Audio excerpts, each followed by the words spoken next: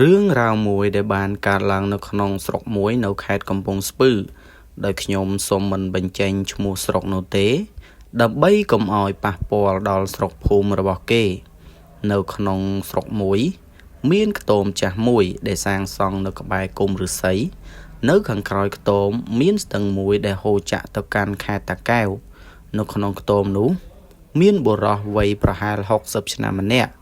រស់នៅអាថ៌កំបាំងបំផុតបុរសនោះត្រូវបានគេស្គាល់ឈ្មោះថាលោកតាគង់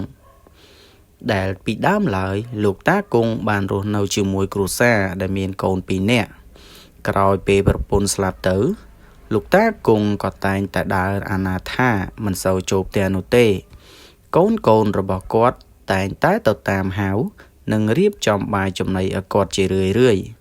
លុះពេលវេលាយូរទៅកូនចៅក៏បានចាក់ចេញទៅធ្វើការនៅឯខេត្តផ្សេងចាប់តាំងពីពេលនោះមកអ្នកស្រុកក៏ពុំសូវឃើញលោកតាគង់នោះទេ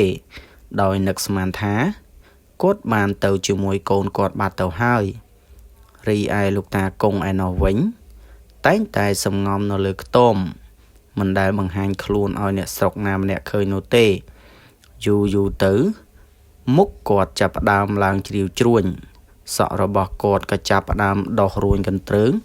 ក្រចកដៃរបស់គាត់ចាប់ផ្ដើមលូតវែងប្រហែលមួយចំអាមមនុស្សចាស់ទៅហើយរីឯពុកមាត់របស់គាត់វិញក៏ចាប់ផ្ដើមដុះវែងសឹងនឹងស្មើសក់របស់គាត់ដោយសារភាពអាថ៌កំបាំងរបស់គាត់លោកតាគង់តែងតែបង្ហាញខ្លួននៅពេលយប់ជ្រៅដើម្បីចាប់អាហារនិងរកចំ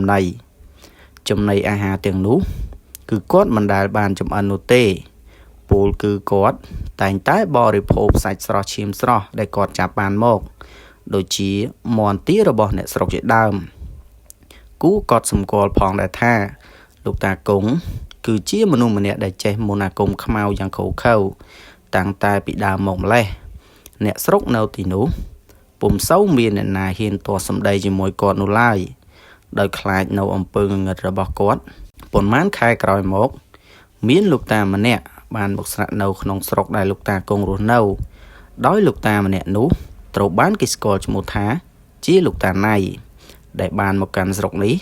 ក្រោមការអញ្ជើញរបស់អ្នកស្រុកម្នាក់ដែលបានពឹងគាត់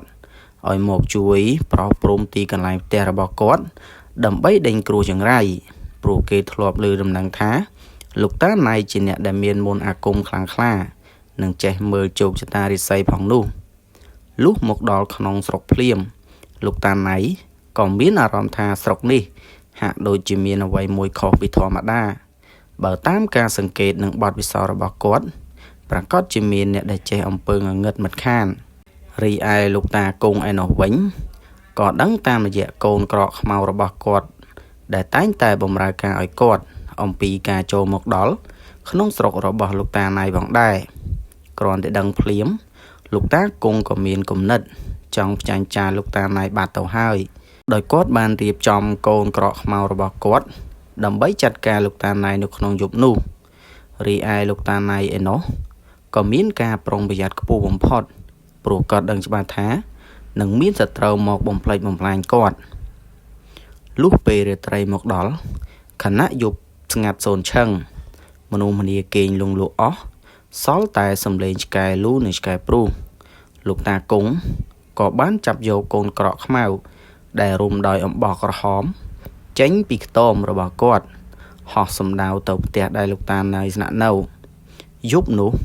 គេឮសំឡេងឆ្កែព្រុសនិងឆ្កែលូជាខ្លាំងរីឯសំឡេងខ្យល់ក៏បោកបក់ខុសពីធម្មតាលោកតាគង់អង្គុយសូត្របញ្ជាកូនក្រកឲ្យហែកស៊ីសាច់របស់លោកតាណៃយ៉ាងសាហាវឃោរឃៅចំណែកលោកតាណៃឯណោះវិញក៏មិននៅស្ងៀមដែរបានចាប់យកធូប3សរសៃ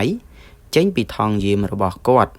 មកចងផ្អោបនឹងរូបមនុស្សដែលសូនអំពីដីឥដ្ឋហើយសូត្រមន្តអាគមបញ្ជាឲ្យរូបដីឥដ្ឋនោះទៅប្រយុទ្ធតទល់នឹងកូនក្ររបស់លោកគ្រូគង់ហើយរឿងរ៉ាវមួយនោះក៏សូមស្លេះតែត្រឹមប៉ុណ្ណេះសិនសូមជួយចុច Subscribe ដើម្បីទទួលបានភាគបន្តបន្ទាប់ទៀត